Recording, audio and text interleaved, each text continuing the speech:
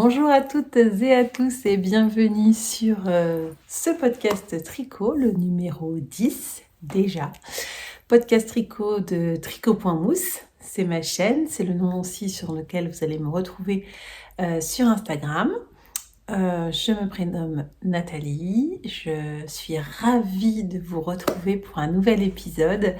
Le dernier en date, le numéro 9, a reçu énormément d'accueil positif de votre part. Merci beaucoup. Merci, franchement. J'avais un petit peu peur parce qu'il était beaucoup plus long que les autres. Il faisait un petit peu plus d'une heure. Je me suis dit, bon, je prends le risque ou pas, que les gens se lassent et ne restent pas jusqu'au bout. Et puis, vous êtes restés. Puis non seulement vous êtes restés, mais vous avez liké, vous m'avez mis des commentaires. Donc, merci infiniment pour ça. C'est super encourageant. En même temps, je suis la première très consommatrice de podcasts et un podcast de plus d'une heure ne me fait pas peur. Voire même ces derniers temps, mes podcasteuses favorites ont fait des podcasts de presque 2 heures. C'est 2 heures de tricot, c'est génial. Que demander de plus? Donc merci beaucoup pour votre accueil. C'est ce qui me donne envie aujourd'hui de venir à nouveau vers vous.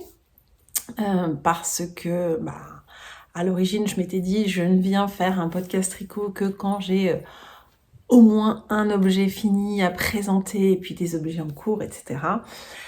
La dernière fois, j'avais pas mal d'objets finis devant vous, donc normalement, j'aurais dû attendre encore un petit bout de temps avant d'avoir des choses à vous présenter.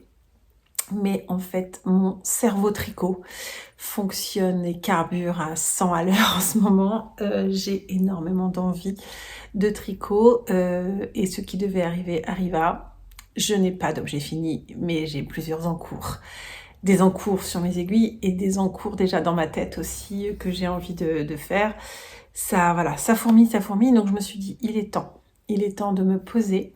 Il est temps de partager avec celles et ceux qui me regardent.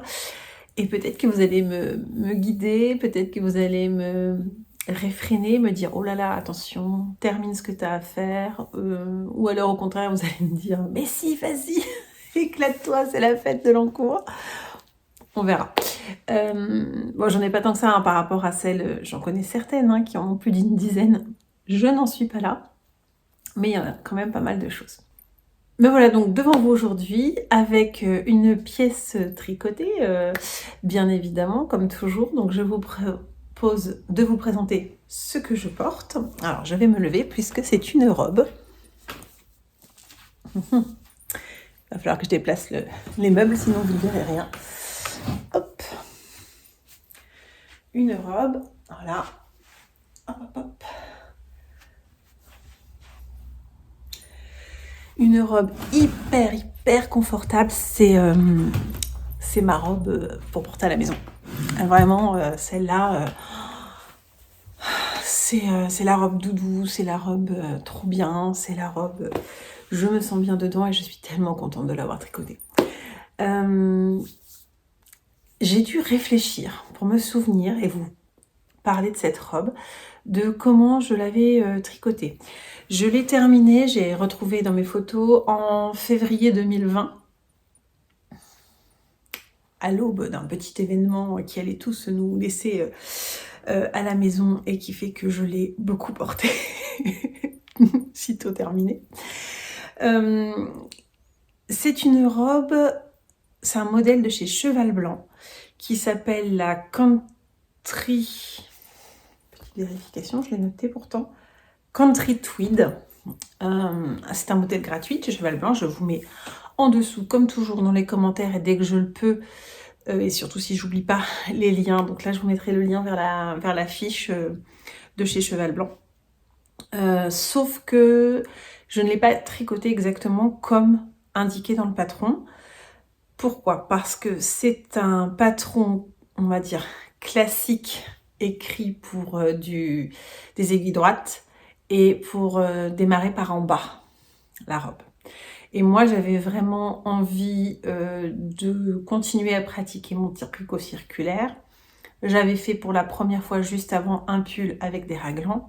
Et je me suis dit, je vais faire la même méthode, je vais appliquer la méthode des raglans et je vais réécrire le patron. Alors, réécrire, réinterpréter, appelez ça comme vous voulez, traduire en circulaire top-down. Voilà, donc j'ai retrouvé toutes mes petites notes de l'époque dans mon cahier où j'avais vraiment, voilà, j'avais lu le patron à l'envers et après j'avais écrit au fur et à mesure. Donc, du coup, j'ai fait moi des raglans qui ne sont pas dans le modèle d'origine pour pouvoir former mes manches en fait, enfin mes emmanchures, pardon. Donc j'ai fait le démarrage, il n'y a pas ce col au début, on démarre avec un montage classique en haut, on intègre les raglans, donc voilà, ensuite on sépare les manches évidemment du reste du corps, puis ici c'est tout droit, et après à partir de la taille, il y a des diminutions de chaque côté, et on termine avec, je me relève, on termine avec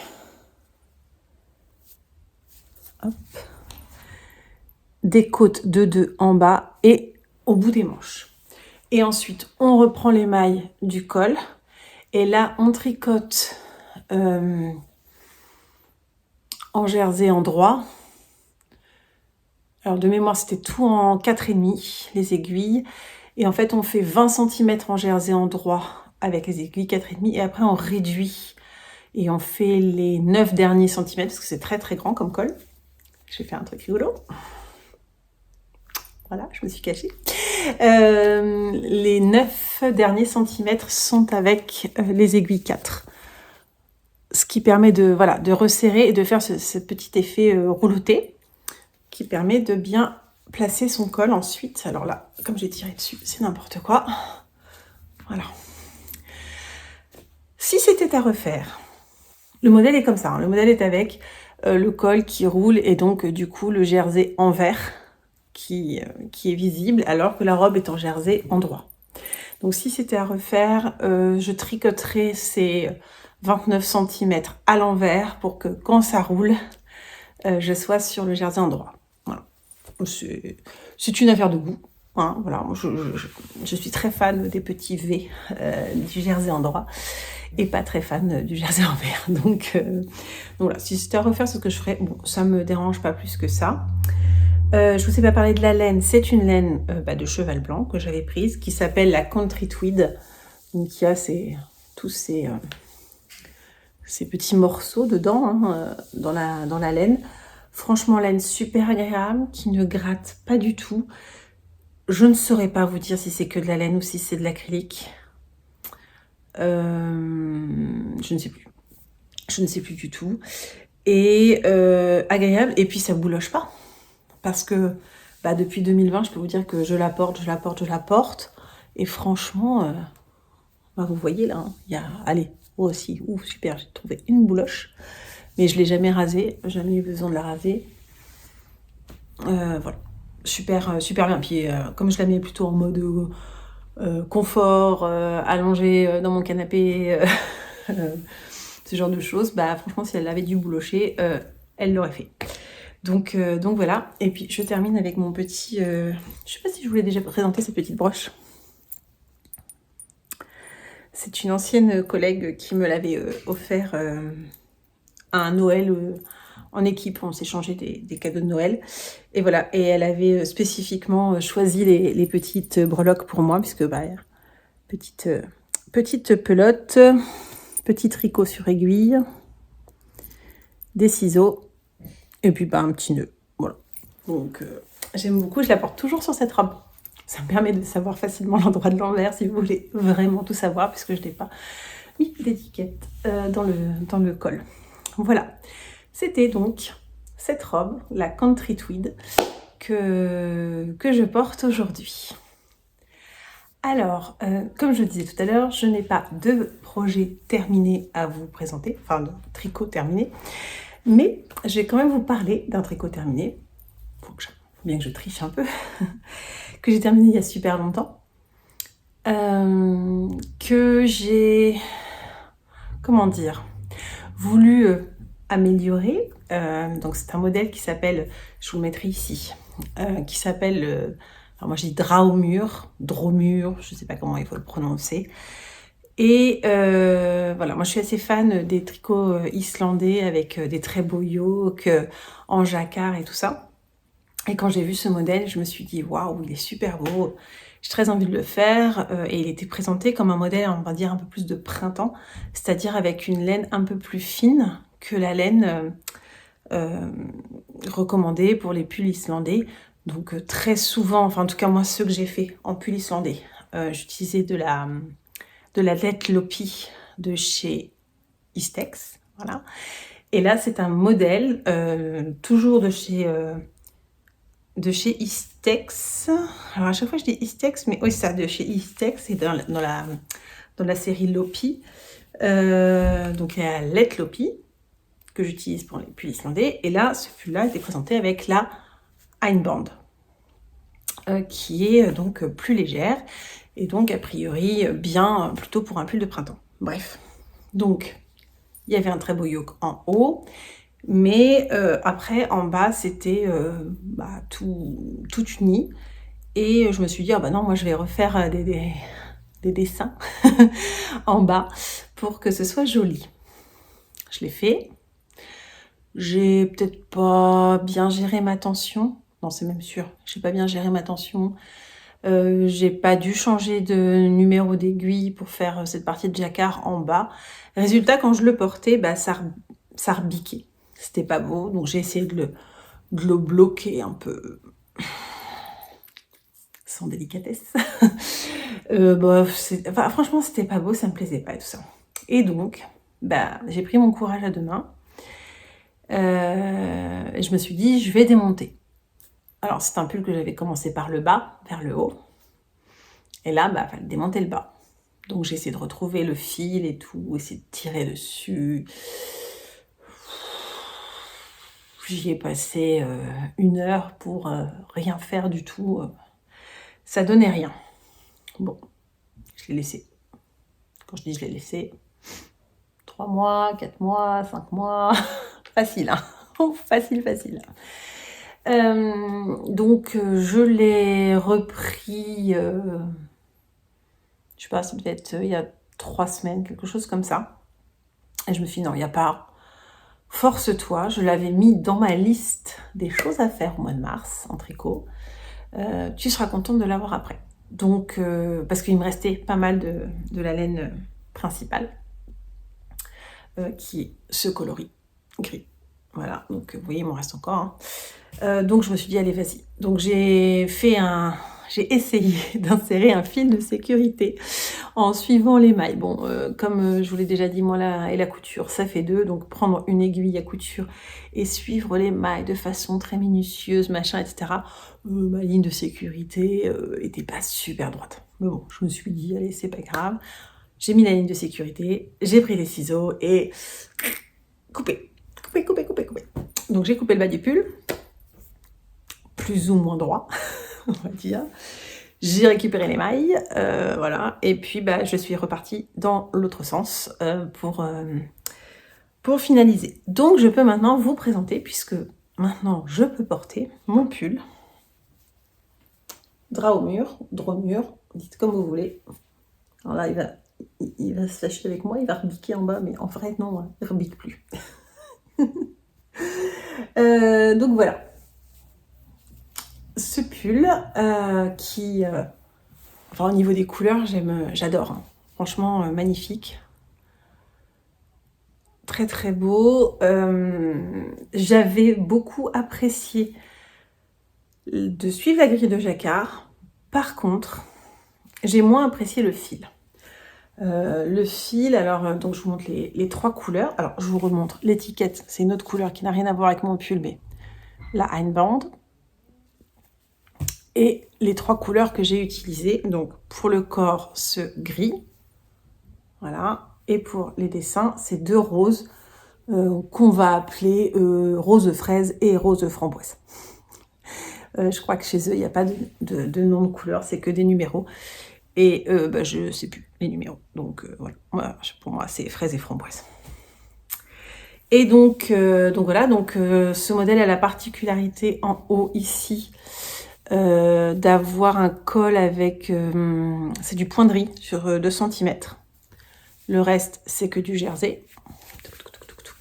On retrouve le point de riz sur 2 cm ici, aux manches, et donc en bas. Alors j'ai fait un petit peu... Non, je fais 2 cm à peu près, en bas aussi. Voilà. Et...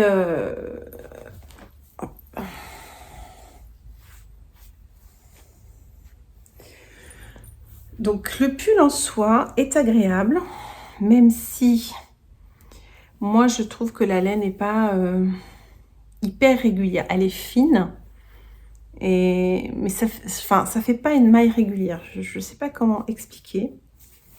Attendez, je vais essayer de vous montrer, mais je vais vous montrer. Il y a des endroits en particulier que je ne veux pas vous montrer, je vais vous expliquer juste après. Voilà. Moi je trouve pas ça hyper régulier. Bon, et là, voilà, vous voyez un truc qui me saute aux yeux. Alors, comment vous dire? Donc, j'ai coupé. En faisant attention, hein, d'avoir qu'une seule épaisseur quand je coupais, bien sûr. J'ai coupé, j'ai refait tout mon bord en repartant dans l'autre sens et tout. Alors, il y a des endroits où c'est pas parfait, mais bon, grosso modo, ça ne se voit pas. Je suis partie dans l'autre sens. Enfin, moi, je trouve. Je me suis dit, oh, les V vont être dans l'autre sens et tout. Bon, je sais pas comment j'ai fait, mais c'est pas flagrant. Par contre, une fois que j'ai eu fini, j'étais super contente. Je le passe et tout. Je dis, waouh, vous avez vu, ça y est, enfin, je vais pouvoir porter ce pull. Et là, mon mari pointe vers moi et me dit, mais il y a un trou là. Comment ça, il y a un trou? Ah, mais oui, il y a un trou. Et puis là aussi, il y a un trou. Ah, puis là aussi, il y a un trou.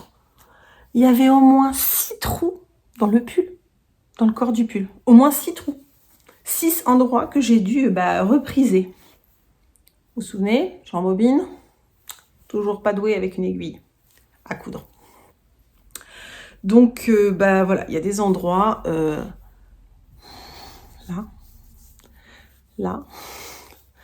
C'est pas très joli à voir. Hein. J'espère que vous n'êtes pas sensible. Là, c'est très moche.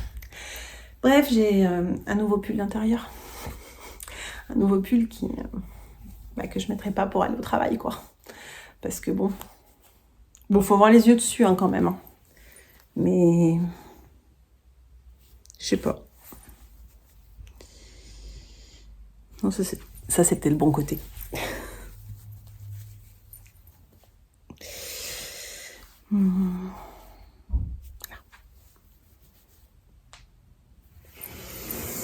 Bon, il reste portable, hein. Franchement, il reste portable. Mais c'était une telle déception.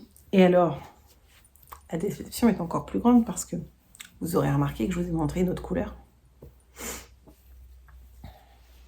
J'avais acheté de quoi faire une quantité pull pour mon homme dans les tons de bleu pour aller avec moi. Enfin, je veux dire, pour aller avec le mien. J'ai pas envie de lui faire.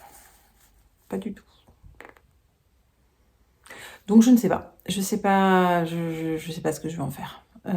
Soit il faut que j'arrive à trouver un modèle, type un modèle de châle ou quelque chose comme ça, qui me permettra en plus d'utiliser mes restes aussi du mien. Je sais pas. Ça, c'est une laine qui va dormir dans la boîte. Si je dis pas de bêtises, ça doit être celle-là. Dans cette boîte-là. Ça va dormir dans la boîte un petit peu de temps encore. Je sais pas, il faudra que je trouve un jour quelque chose. Ou alors, peut-être qu'un jour, je recommencerai en me disant, voilà, je le fais et je suis attentive et je fais attention à la tension aussi. Parce que, pour être honnête aussi, il est un peu serré là. Vous vous dites, elle pourrait le passer, on pourrait voir. Allez, je le passe. Honnêtement, il est beau. Hein. Oh, puis là, dans la caméra, il rend super bien. Non, il est quand même très beau. Il est quand même très beau. Je suis quand même très contente. Manche un petit peu courte, mais c'était un choix. Parce que je remonte souvent mes manches, donc autant les faire plus courtes. Vous l'avez vu la ligne là? Non mais je vous dis, c'est le pull boulet, c'est le projet boulet. Je pense que j'avais carrément 2 mailles qui avaient sauté sur une longueur de dingue et que j'ai remonté avec un crochet. Mais peut-être un crochet trop petit.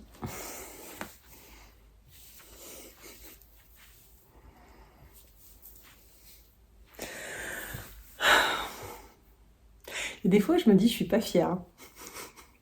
Parce que là, vous présentez ça, je suis vraiment pas fière.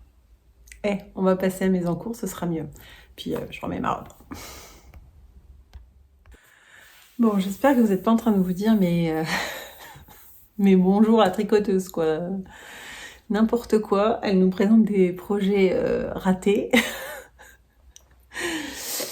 Mais bon, c'est pas grave, hein, ça, en même temps, ça, voilà, ça décomplexe aussi hein, de se dire que tout n'est pas toujours réussi. C'est pas, voilà, c'est pas automatique le tricot et c'est pas parce qu'on suit un patron que ça va être réussi. Même quand on a la laine qui est préconisée pour le patron, on peut faire des bêtises. Voilà, ça peut arriver. C'est dommage parce qu'on y passe pas mal de temps, parce qu'on y dépense des sous, mais ça peut arriver. Allez, on oublie tout ça et on passe au projet en cours. La dernière fois, je vous ai parlé, je venais tout juste de démarrer une chaussette. De mémoire, j'avais fait à peu près ça, je crois, à peu près. Donc la chaussette est maintenant terminée. Voilà. J'ai pas de bloqueur à chaussette, j'aime pas ça. Alors, je fais comme ça. De toute façon, elle a pas encore été lavée, donc pas bloquée. Pas douée. Si je la mets pas de sorte à faire un talon, ça va pas le faire. Hein. Hop, on va remonter la manche. Voilà. Chaussette avec un pied très très plat. La laine, c'est la magnifique laine du Bruit des aiguilles. Coloris Rory dans sa collection Gilmore Girls. Alors pour la petite histoire, je ne reparle pas des Gilmore Girls parce qu'à chaque fois j'en parle, mais pour la petite histoire, je tricote en regardant les Gilmore Girls. Je suis arrivée, j'ai tout repris depuis le début, je suis arrivée saison 4. Je me régale. Bref. Je tricote pas que ça devant Gilmore Girls, je tricote d'autres choses aussi. Je n'ai pas suivi de patron. Je suis partie sur ma base de patron, ma recette de chaussettes préférée, qui est celle qu'on peut trouver sur le site d'Hélène Biscotte. J'en ai déjà parlé dans un précédent podcast, mais je vous remettrai le lien. Et je me suis amusée, parce que j'en avais envie, de tester de faire des torsades sans aiguille, auxiliaire, je veux dire. Voilà, ma méthode, voilà, c'était une question de test. Alors, c'est très discutable de l'avoir fait sur le dessus du pied et d'avoir arrêté ensuite. Vous allez peut-être me sentir venir. La flemme, l'envie que ça aille plus vite. Voilà. Donc, j'ai fait les torsades que sur le dessus du pied. Je ferai la deuxième pareil, évidemment. Ça donne un petit style quand même, c'est sympa, mais c'est vrai que c'est un peu la partie des chaussettes qui est souvent cachée. Donc c'est un peu dommage. Mais c'est pas grave. C'est parti comme ça quand même. Ma recette, la recette que je suis, et la recette avec le talon renforcé, avec donc une partie goussée, une partie talonnée, je crois on appelle ça, et renforcée en faisant les mailles glissées. Voilà. C'est vraiment la méthode que je préfère, qui me va bien. Pour la première fois, je fais toujours des 64 mailles et avant, je faisais toujours en aiguille 2,5. Mais je me rends compte avec le temps et à force de les porter que sur mon pied, elles s'élargissent un peu en fait. Elles prennent de l'aisance, les chaussettes. Alors, pour les hommes, les 3 hommes de ma famille, c'est pas grave, ils ont le pied un peu plus fort que moi forcément, et donc c'est pas gênant. Moi ça glisse un peu, donc je me suis acheté des aiguilles de 25 et pour la première fois j'ai tricoté toujours 64 mailles, mais avec des aiguilles de 25. J'ai utilisé un contrastant ici qui s'appelle juste Rose, que j'ai utilisé sur talonné plus talon, et les côtes. Donc, comme je voulais absolument utiliser toute ma laine, j'avais divisé à l'avance en 2 le coloris Rory et en 2 le coloris rose, en pesant, hein, tout simplement. J'ai pesé ma laine. Et donc, ce que j'ai fait, c'est que... Comment vous dire ça? Oui, c'est ça. D'habitude, je fais la pointe aussi dans le coloris contrastant. Et puis là, je ne l'ai pas faite. Et donc, je me suis dit, bah tant pis, je fais talonner talon. Et puis, bah, je ferai des côtes tout le long. Tout ce qu'il faudra. Et bah, ça fait des longues côtes par rapport à ce que je fais d'habitude. Mais c'est pas mal. En fait, j'ai pas de chaussettes avec une longue tige. Moi, jusqu'à présent, en général, je fais des tiges assez courtes. Donc, je la passe pour vous montrer. Alors, je suis en collant, donc forcément. Voilà, ça vient se placer sur le collant. Mais au moins, vous allez voir.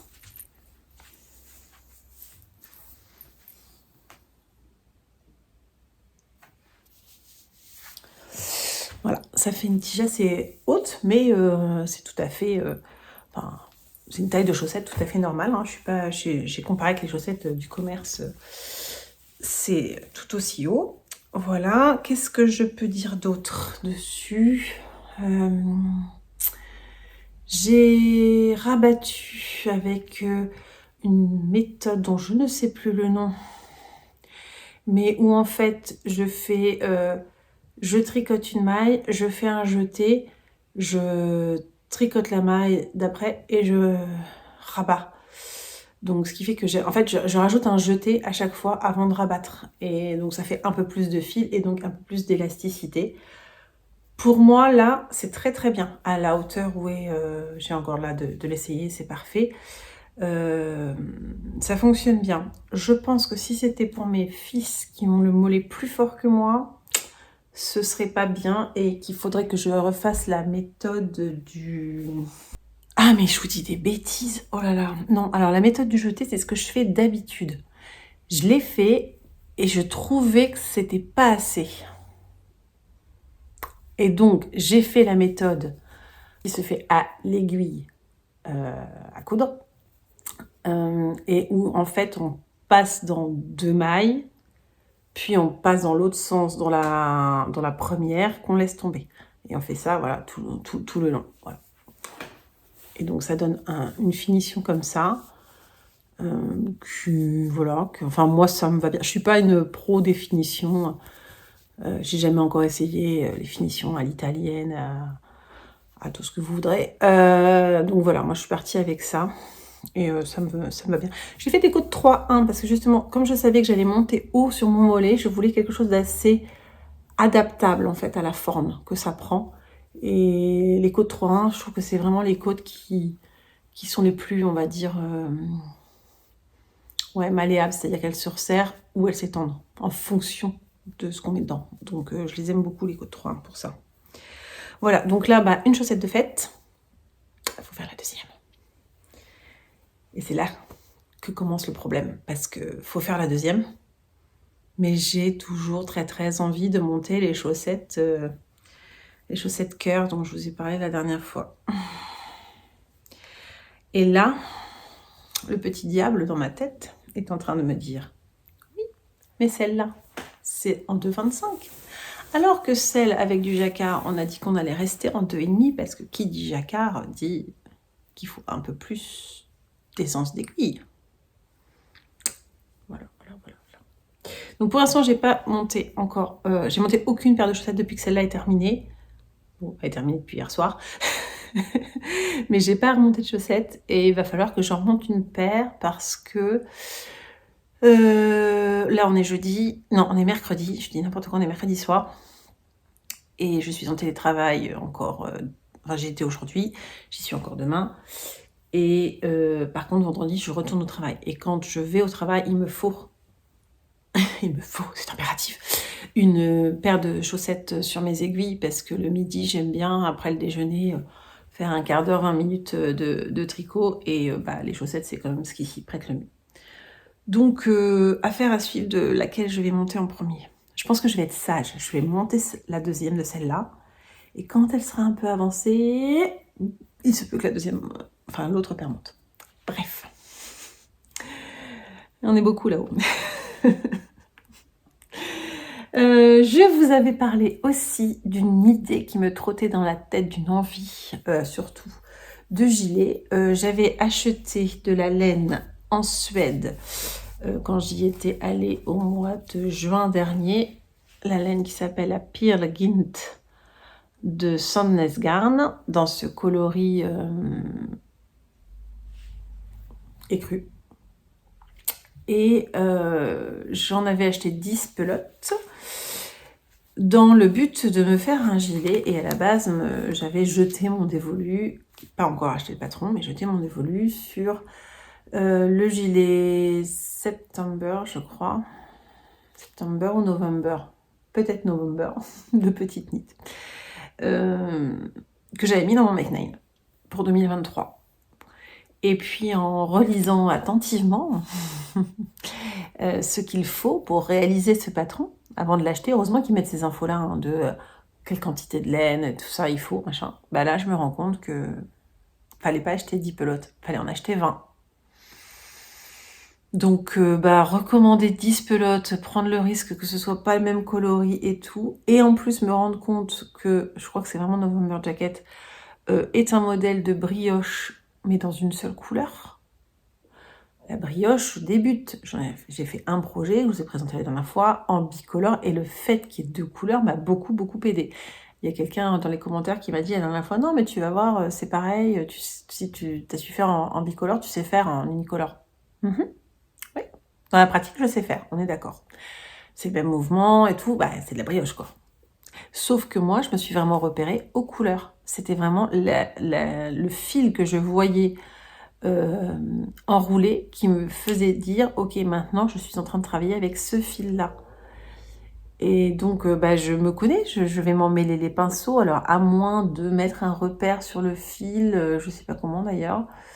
Faut que je trouve une idée, peut-être. En tout cas, bon, c'est pas ce que j'ai prévu là pour l'instant. Donc, je me suis dit, j'ai cette laine, donc je pourrais pas me faire un gilet long, je peux pas me faire un gilet moelleux, type brioche, etc.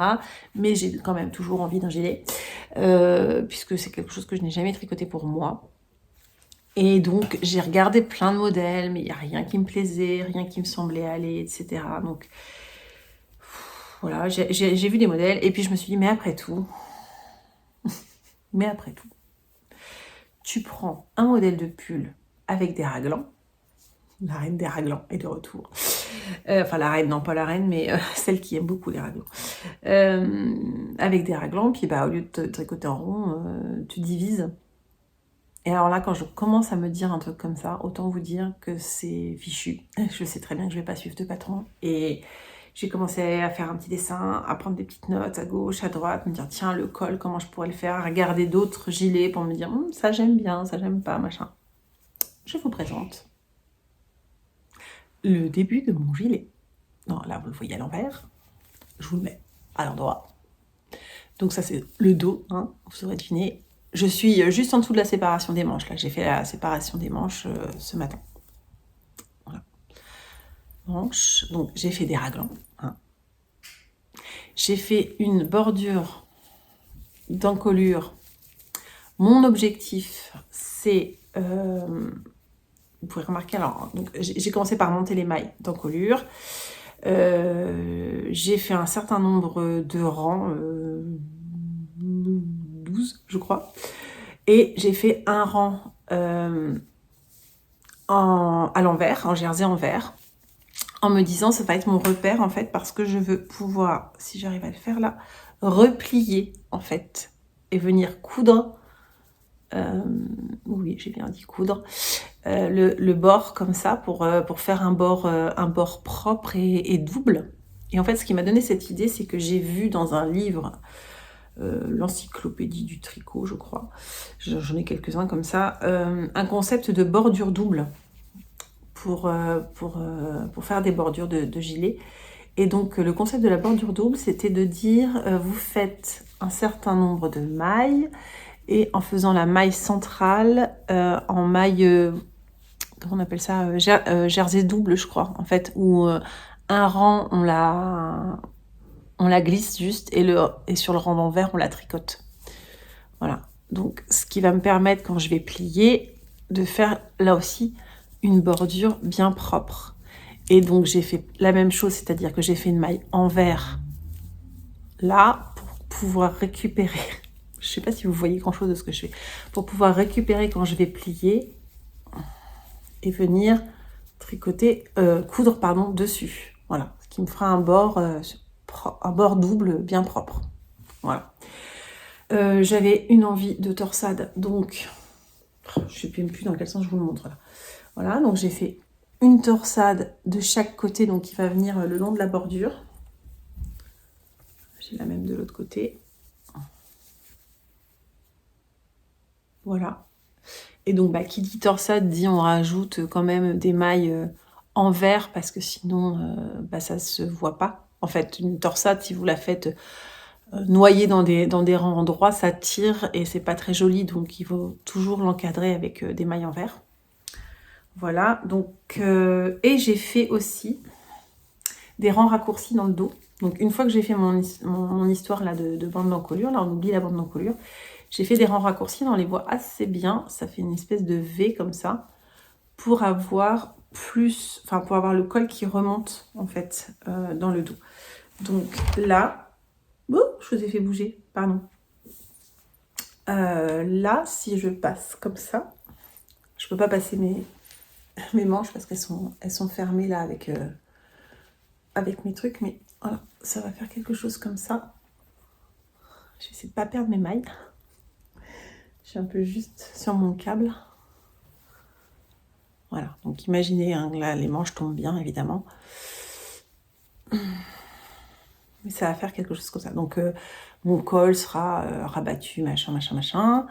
Là, ce sera replié, mais ça se replie déjà un petit peu naturellement. Hop. On va faire quelque chose comme ça. C'est un gilet que je veux sans boutonnière. Donc plutôt un peu mode petite veste en fait. Et donc là, pour l'instant, avec ce que j'ai fait, je suis à la moitié à peu près de ma 4e pelote. Donc il me reste 6 pelotes. Donc, je vais faire ce que certaines d'entre vous font et que je trouve très intelligent, donc je copie, qui est que là je termine la pelote dans laquelle je suis pour le corps, et ensuite je vais tricoter mes manches. Je vais tricoter mes manches jusqu'à une longueur, on va dire, acceptable. Moi j'aime bien à peu près comme ça. Voilà. Je les mettrai en attente, et au cas où il restera encore de la laine. Et ensuite je vais tricoter le corps. Alors, mon objectif, j'ai mesuré, ce serait d'avoir sous l'emmanchure au minimum 26 cm et idéalement 30. Donc, ça fait... en fait, c'est un gilet que je veux porter soit sur un jean, soit sur une robe en tissu, en laine. Et donc, arriver à peu près par là. Juste au-dessus des hanches. Donc, juste au-dessus des hanches, ça doit être 26, et puis un petit peu en dessous, on va dire, sur la ceinture du jean, on est plutôt à 30. Voilà, donc je tricote et puis on verra bien. Alors j'ai déjà réfléchi à une astuce si jamais je n'avais finalement pas assez de pelote, de laine, de Pearl Gynt. Je ne prendrai pas le risque de recommander la même couleur, parce qu'il y a peu de chances que je tombe sur le même bain et j'ai pas envie d'avoir une démarcation. Je sais très bien qu'avec les laines industrielles, il y a moins de ce genre de soucis, mais ça peut arriver quand même. Et j'ai pas du tout envie d'avoir un gilet où je me dis, oh là là, je vois la démarcation. Donc, quitte à avoir une démarcation, autant qu'elle soit très nette. Et j'avais vu Lisandre faire ça sur un pull, je crois, où elle avait effectivement pas assez non plus. Elle a commandé une couleur vraiment contrastante. Et je me verrais bien faire peut-être la fin des manches, du coup, d'où je mets en attente, et la fin du corps du gilet, par exemple dans un gris anthracite ou gris souris, je sais pas encore trop, mais en tout cas dans un gris. Je pense que ça irait super bien.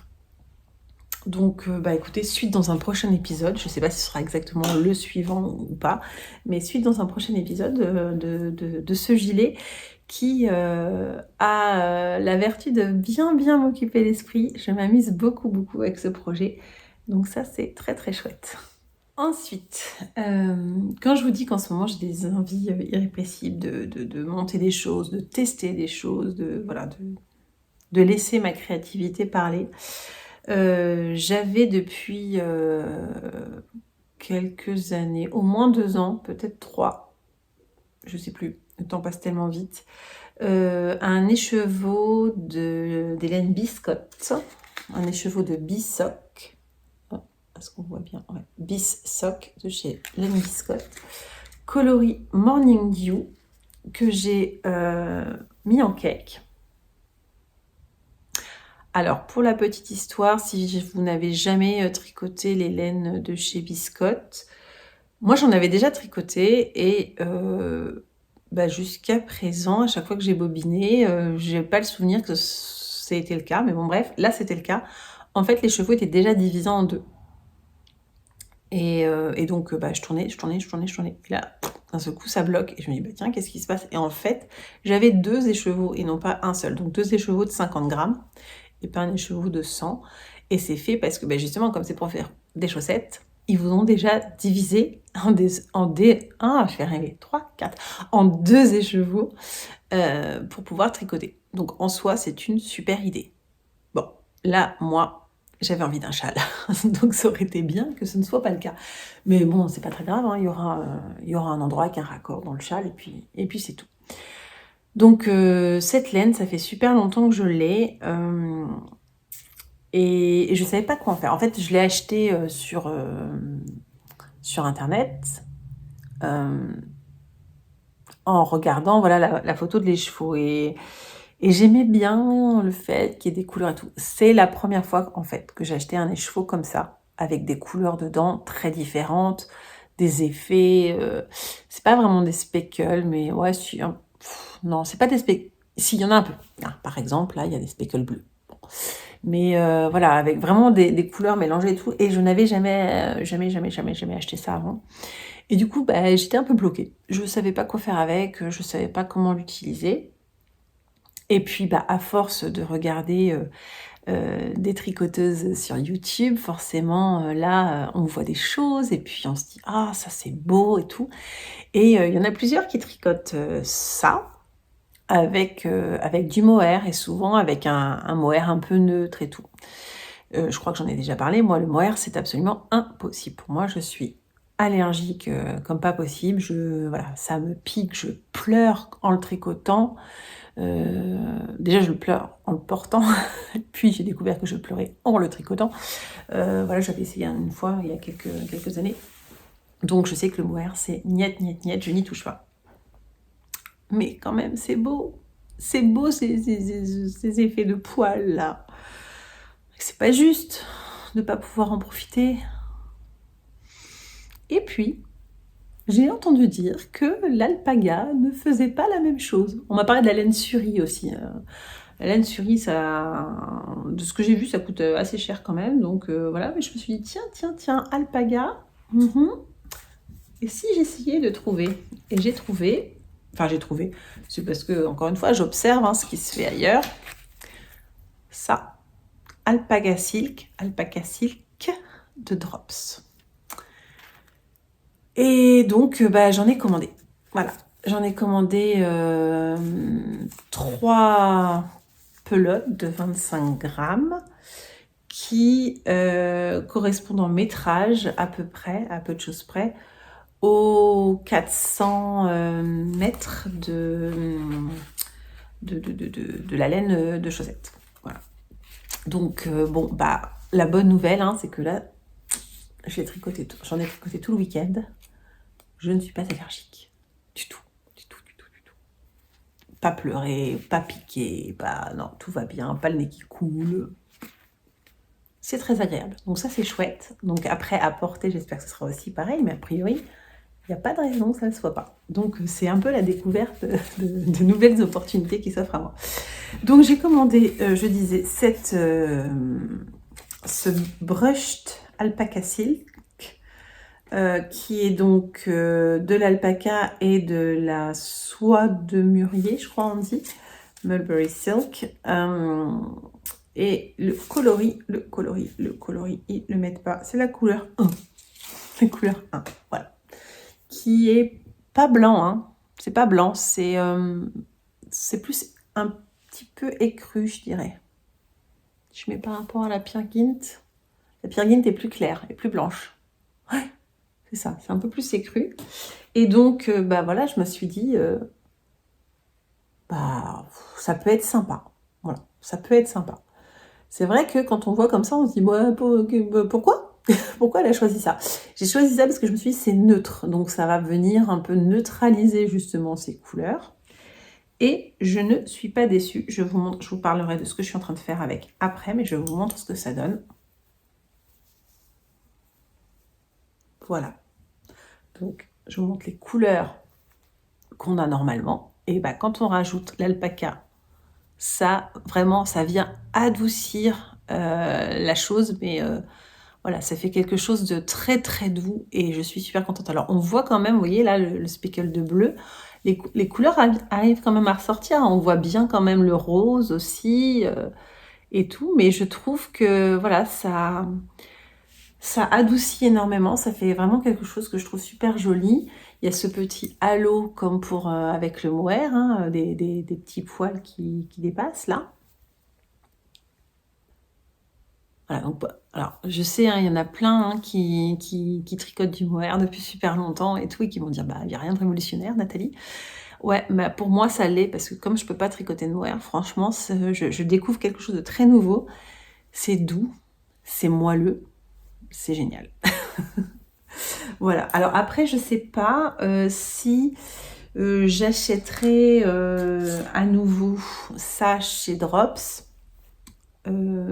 Parce que bah, ça vient du Pérou et tout, et bah, j'aime bien la laine locale moi quand même, hein. Donc là franchement ça fait quand même pas mal de kilomètres. Et j'ai vu qu'il y avait de l'élevage d'alpaga en France. Donc, si vraiment je suis convaincue, j'irai là-bas. Là, j'ai testé parce que c'était facile à trouver, pas trop cher. Et je me suis dit, bah voilà, c'est pour faire un essai. Enfin, si tu peux pas le mettre, ce serait dommage de mettre beaucoup d'argent. Voilà. Et donc, bah ouais, ça m'a pris vraiment. Mais alors, comme ça, quoi. J'étais assise dans mon canapé un soir, je me suis dit, je venais d'enchaîner des podcasts, et je me suis dit non, non, non, non, il faut que j'essaye, j'ai envie de ce moelleux, j'ai envie d'essayer, je veux essayer. Donc bah, j'ai passé une commande.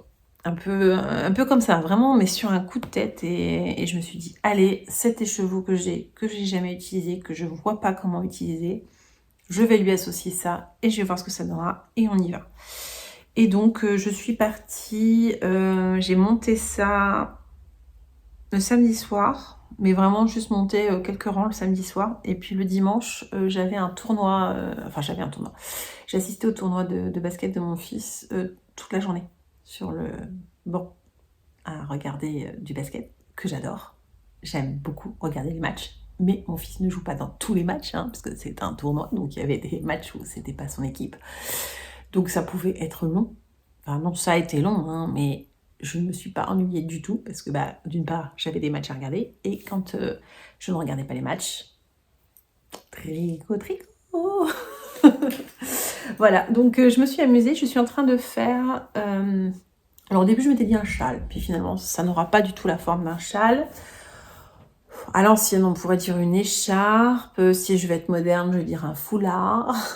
Bref, je me fais un truc autour du cou trop doux et trop chouette. Je suis partie de la pointe ici. Et puis, je me suis amusée à faire des augmentations que d'un côté. Donc là, si je vous le mets en fait... en vrai, les augmentations, elles sont de ce côté-là, hein, du côté où il y a les jetés. Donc là, normalement, c'est ça qui est droit et ça qui part en augmentation.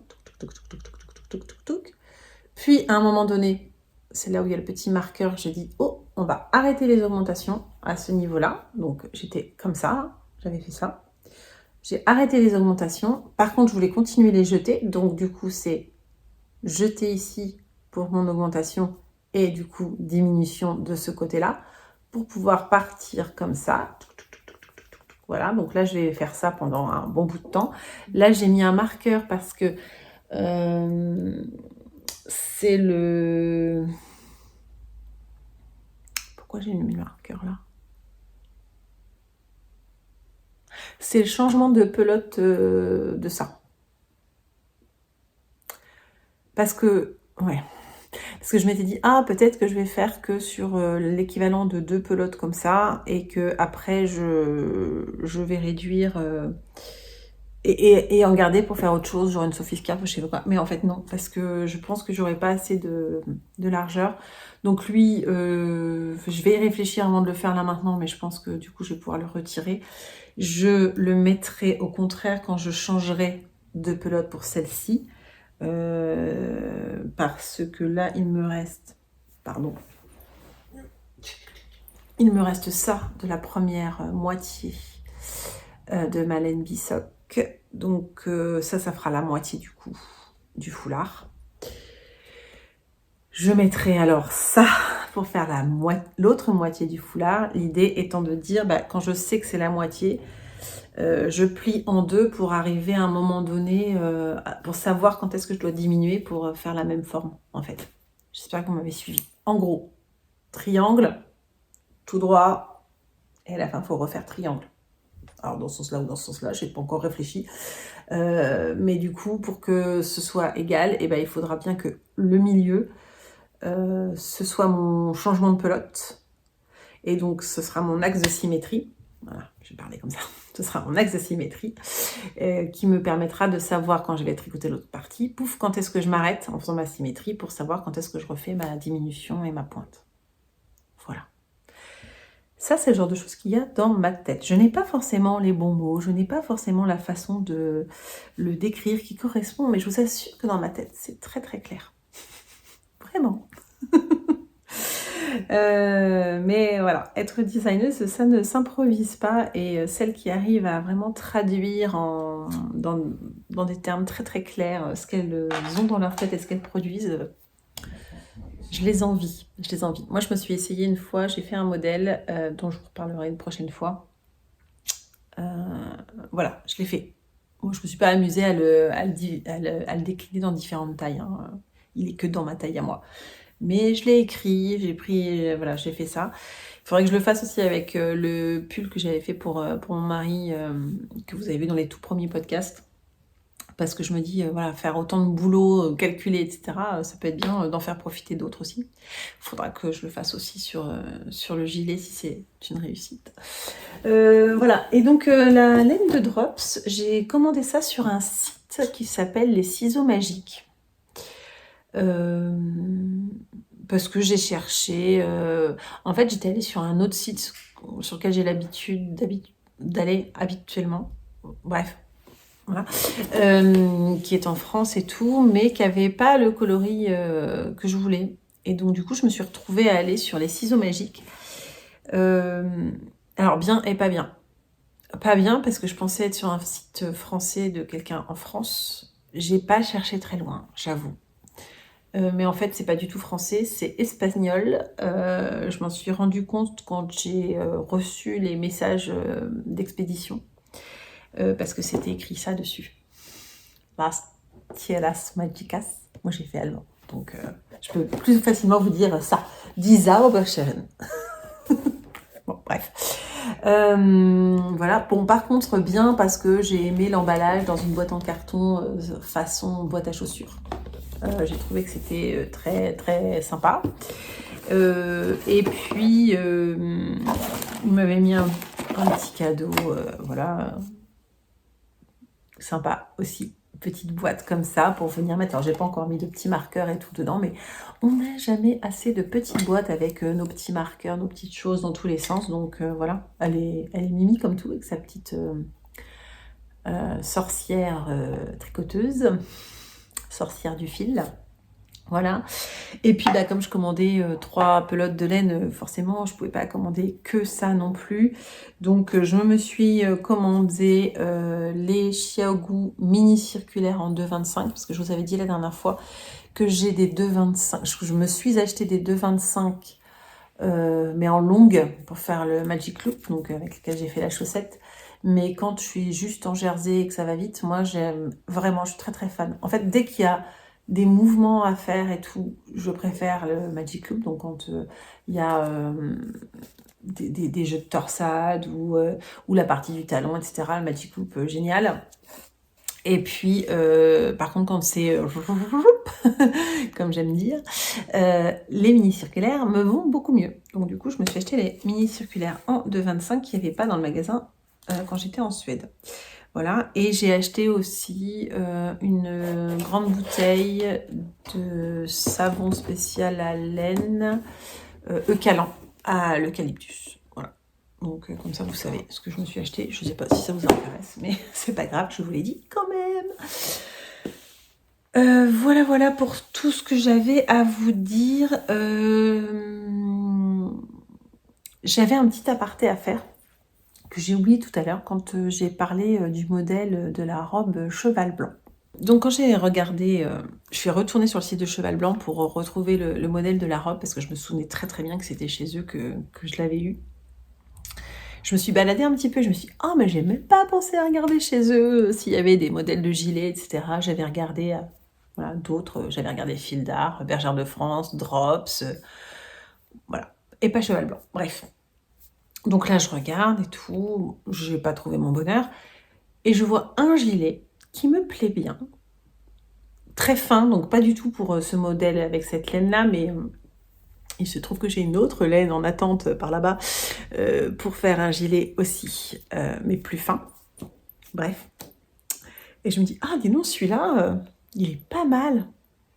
Il est pas mal, mais en même temps, il me rappelle quelque chose quand même. Il se trouve que l'année dernière, je me suis acheté le patron du gilet rosa de Elong avec Anna. Et je ne l'ai pas encore tricoté, je l'ai imprimé, je l'ai mis de côté, justement en pensant à cette laine bleue. Mais quand j'avais regardé, j'avais pas le bon échantillon, etc. Donc je me dis, oh, c'est quand même dommage, j'aimerais bien avoir le bon échantillon. Bref, je vous passe les détails. Et là, franchement, je regarde ce gilet, ce modèle de gilet chez Cheval Blanc, et je me dis, mais c'est le même, quoi. Donc je suis allée rechercher mon patron, j'ai mis les deux photos l'une à côté de l'autre. C'est le même, c'est le même. Et ça, mais ça me met hors de moi. Je trouve que c'est vraiment pas juste pour les designeuses. Parce que elles ont fait un boulot de dingue, elles ont tout écrit, etc. Et eux, là, ils prennent, ils réécrivent, parce que je ne suis pas allée voir le patron du coup, enfin, je suis pas allée voir le patron parce qu'il est en payant. Chez Cheval Blanc, celui-là, il y en a quelques-uns qui sont en payant, mais pour vous donner un ordre d'idée, un patron chez une designeuse comme Elong avec Anna, on est aux alentours de entre 7 et 8 euros, quoi. Je sais pas, elle en a peut-être un peu plus cher, mais de mémoire, c'était ça, c'était 7 quelque chose que j'avais acheté à l'époque, ce modèle de gilet. Chez Cheval Blanc, c'est 1,20 € ou 1,50 €, je sais pas. Bah, enfin, s'il y a un vrai boulot de design dessus, tu le fais payer. Si tu estimes qu'il n'y a pas un vrai boulot de design, tu le fais gratuit. Ils en ont mais des milliers de patrons gratuits sur Cheval Blanc. Mais clairement, piquer à des designeuses parce qu'il a vraiment une particularité, il a les raglans où ça fait un modèle un peu comme ça de flèche là. Voilà, il a cette particularité, il est un petit peu crop, machin, etc. C'est le même jeu. Voilà, bon, bref. Ça m'a mise hors de moi.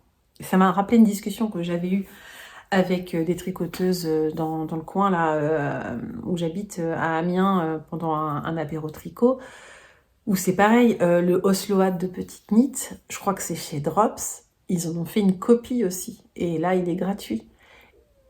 Et ben moi je dis c'est pas normal, enfin on n'a pas le droit de copier les modèles comme ça des designeuses et de les mettre à disposition gratuit ou à 1,20 €. Non, je trouve qu'elles font un boulot, il faut que leur boulot il soit rémunéré. Donc, moi, quand j'aime vraiment un patron, je vais acheter le patron, clairement. Parce que je me dis, elles ont tout calculé, elles ont fait, et ça va être bien, et voilà. Et je vais suivre le patron. À côté de ça, des fois, voilà, si j'ai pas trouvé mon bonheur là, mais que je trouve mon bonheur sur un patron gratuit ailleurs, ou que je trouve pas mon bonheur et que je me retrouve à faire mon propre patron, mais en me disant, bah tiens, là, j'avais bien aimé ça à cet endroit-là, là, j'ai bien aimé ça à cet endroit-là, mais en faisant ça, je crée un nouveau patron quelque part. Je suis pas en train de copier, puisque je prends un bout ici, un bout ici, un bout ici, je vais bien faire quelque chose de complètement différent. Mais le fait de juste copier et mettre à disposition, alors je suis d'accord hein, pour toutes celles qui se disent bah non, moi j'ai pas les moyens, je vais pas mettre 8 euros dans un patron et tout. Bah c'est sûr que ouais, me trouver un moindre coût, c'est bien. Bah, moi ça me gêne pour les designeuses parce qu'elles font un boulot et qu'un boulot ça doit être rémunéré. Bon, voilà, c'était mon avis. Vous pouvez m'écrire en commentaire si vous n'êtes pas d'accord avec moi, il n'y a pas de problème. Vous avez le droit d'avoir votre avis, de ne pas être d'accord, ou au contraire de me dire mais oui, t'as raison. Mais ouais, c'est bon après la propriété intellectuelle c'est compliqué hein, de savoir vraiment ce qui appartient, ce qui est du plagiat, c'est très difficile, c'est très difficile. Voilà. Là, ça se trouve, ce que je vous ai montré, là, mon écharpe foulard, honnêtement, hein, je n'ai pas cherché de modèle. J'avais la laine dans la main et je me suis dit, tiens, je pars et je fais ça. Mais peut-être que quelqu'un l'a déjà fait, j'en sais rien. C'est possible. Bon, après, j'ai pas l'intention d'aller vendre mon patron ni de le mettre à disposition. Enfin, ouais, si, je le mettrai peut-être à disposition éventuellement si ça intéresse quelqu'un. Mais pas forcément, enfin, je vais pas en faire un commerce en tout cas, ça c'est sûr. Mais j'ai pas copié quelqu'un. Bon, enfin bref. Ça m'intéresse d'avoir votre avis sur le sujet. Ouais. Mais mettez-moi des commentaires, ça m'intéresse pas mal. Bon, j'ai divergé, mais c'était important, je voulais vraiment quand même en parler de ça. Parce que ça me dérange. Le dernier en cours, bah oui, vous vous dites, mais Nathalie, et cette température blanquette, on en est où? Eh ben, ça se réchauffe, ma bonne dame. La température se réchauffe actuellement. Alors, concept, je rappelle pour celles qui n'auraient pas suivi, j'ai défini, c'est une idée que j'ai vue chez Christelle de Rêver sa vie en couleur, où en fait on fait, moi du coup j'ai choisi de faire un aller-retour de points mousse dans une couleur par jour en fonction de la température la plus élevée notée pour cette journée-là. Donc je vais sur un site que je vous remets là et qui permet d'avoir la température du jour dans la ville que vous voulez, n'importe où dans le monde. Et ça vous fait l'historique, ça vous fait un tableau. Alors des fois, il y a des jours qui manquent, c'est rare, mais j'ai déjà eu 2 fois le tour. Mais bon, c'est pas grave. Quand c'est comme ça, je vais faire un tour sur Météo France. Et donc, moi, j'ai fait mon échelle de couleurs. J'ai choisi 10 couleurs différentes et c'est par tranche de 5 degrés. Donc j'ai démarré en dessous de -5, -5 à 0, ainsi de suite. Et je sépare les mois avec des jetés. Donc là, c'est janvier. Là, c'est février. Et voici le mois de mars. Cette couleur, alors je vais faire dans l'autre sens. La couleur ocre là, qui s'appelle Dune. Je sais pas pourquoi je dis ocre, elle s'appelle Dune, mais bon, peu importe, un peu couleur sable. C'est 14 à 19. La couleur grise, c'est 9 à 14. La couleur bleue comme ça, c'est 5 à 9. Ouais, c'est ça, 5 à 9. Donc on voit bien que le mois de mars, on l'a commencé voilà, entre 5 et 9. C'est, je rappelle, la température la plus haute relevée dans la ville où j'habite, c'est-à-dire Amiens, par jour. Ensuite, on a eu une journée un peu chaude. On en avait eu une en février déjà. On a eu une journée un peu chaude. On est repassé avec une journée grise, une journée bleue. On est revenu dans le chaud, on est revenu dans le gris, on est revenu dans le chaud, on est revenu dans le gris. On va jouer à ça, je pense, une petite partie du mois de mars. Avant de s'installer, à mon avis, dans la couleur Dune. Voilà. Donc, bientôt, je pourrai plus la soulever pour vous la montrer. Ça devient lourd, alors que j'en suis qu'à 2 mois et demi, quoi. Je me régale toujours autant. Par contre, je tricote pas ça tous les soirs. J'ai pris un rythme, finalement, où je laisse passer 4 soirs et puis hop, voilà, je fais du coup 8 rangs d'affilée en notant mes couleurs. En fait, c'est que j'ai remarqué que le site en général a 2 jours de retard. Donc en général, voilà, là on est le 22, ça s'arrête au 20. Donc du coup, de toute façon, je pourrais pas aller jusqu'à aujourd'hui. Et puis voilà, une fois que je suis installée là-dedans, j'aime autant faire tout ça d'un coup. Voilà. Et bah, ça va terminer ce vlog. Ce vlog, n'importe quoi.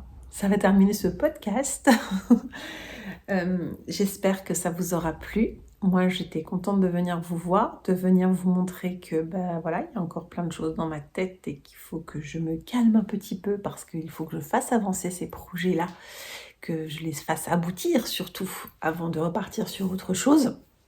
Parce que je vous ai pas parlé de la suite, mais mon Make 9 continue de tourner dans ma tête et j'ai très très envie de faire les 2 prochains. Il y a un sleepover et il y a un pull. C'est difficile la vie de tricoteuse. Non mais c'est vraiment top. Moi je sais que là je suis dans une période où j'ai besoin absolument de tricoter. Ça m'apaise, ça me fait du bien. J'ai une vie professionnelle très chargée. J'ai une vie personnelle un peu chargée aussi, qui font que j'ai besoin de ces moments de... Alors, j'allais dire mettre off mon cerveau. Vous avez vu, je le mets pas vraiment off.